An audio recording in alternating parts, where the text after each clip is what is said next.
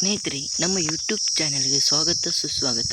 Friends, ಈ ಒಂದು ವಿಡಿಯೋದಲ್ಲಿ ನಾವು SSLC ರಿಸಲ್ಟ್ ಬಗ್ಗೆ ಮಾತಾಡ್ತಾ ಇದ್ದೀವಿ. ಏನಂತ, ಯಾವಾಗ, ಎಂದು ಮತ್ತು ಯಾವ ವೆಬ್ಸೈಟ್ನಲ್ಲಿ ನೋಡಬೇಕಂತ. ಫ್ರೆಂಡ್ಸ್, ಈ ವಿಡಿಯೋ ಸ್ಟಾರ್ಟ್ ಮಾಡೋಕ್ಕಿಂತ ಮುಂಚೆ ನೀವು ನಮ್ಮ ಚಾನಲ್ಗೆ ಸಬ್ಸ್ಕ್ರೈಬ್ ಮಾಡಲಿಲ್ಲ ಅಂದರೆ ಸಬ್ಸ್ಕ್ರೈಬ್ ಮಾಡಿ ಫ್ರೆಂಡ್ಸ್. ಸಬ್ಸ್ಕ್ರೈಬ್ ಮಾಡಲಿಕ್ಕೇನು ದುಡ್ಡು ಹೋಗೋದಿಲ್ಲ, ಏನು ಕಾಸ್ಟ್ ಅಲ್ಲ ಫ್ರೆಂಡ್ಸ್, ಫ್ರೀ ಇರುತ್ತೆ. ಕೆಳಗೊಂದು ರೆಡ್ ಕಲರ್ ಇದು ಬಟನ್ ಅಂತಂದು ಕ್ಲಿಕ್ ಮಾಡಿ, ಆಮೇಲೆ ಬೆಲ್ ಐಕನ್ ನೋಟಿಫಿಕೇಷನನ್ನು ಆನ್ ಮಾಡಿ ಫ್ರೆಂಡ್ಸ್, ಅಷ್ಟೇ. ಹಾಗೆ ಈ ವಿಡಿಯೋ ನಿಮಗೆ ಇಷ್ಟ ಆದರೆ ಲೈಕ್ ಮಾಡಿ. ಹಾಗೆ ಈ ಒಂದು ವಿಡಿಯೋ ನಿಮಗೆ ನಿಮ್ಮ ಫ್ರೆಂಡ್ಸ್ಗಳಿಗೂ ಕೂಡ ಹೆಚ್ಚೆಚ್ಚಾಗಿ ಶೇರ್ ಮಾಡಿ ಫ್ರೆಂಡ್ಸ್. ಬನ್ನಿ ಫ್ರೆಂಡ್ಸ್, ವಿಡಿಯೋನ ಸ್ಟಾರ್ಟ್ ಮಾಡೋಣ. ಫ್ರೆಂಡ್ಸ್, ನೀವು ವಿಡಿಯೋ ತಮ್ಮನೇಲಿ ನೋಡಿದ ಹಾಗೆ SSLC ರಿಸಲ್ಟ್ ಬಗ್ಗೆ ಮಾತಾಡ್ತಾ ಇದ್ದೀವಿ.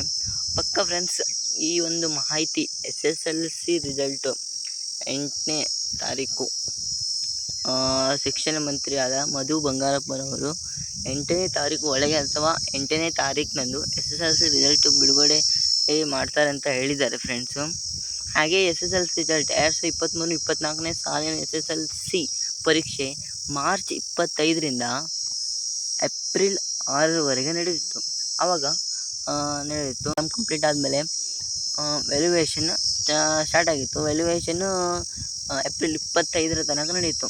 25ರ ತನಕ ನಡೆದಾದ್ಮೇಲೆ ಮೇ 8ನೇ ತಾರೀಕು ನಾನು ಇಲ್ಲಿ ತಮ್ಮನೇಲಿ ಹಾಕಿರುವ ಹಾಗೆ, ನನ್ನ ಒಂದು ಈ ಸ್ಕ್ರೀನ್ ಮೇಲೆ ಕಾಣ್ತಿರೋ ಹಾಗೆ ಇದೊಂದು ಸುದ್ದಿ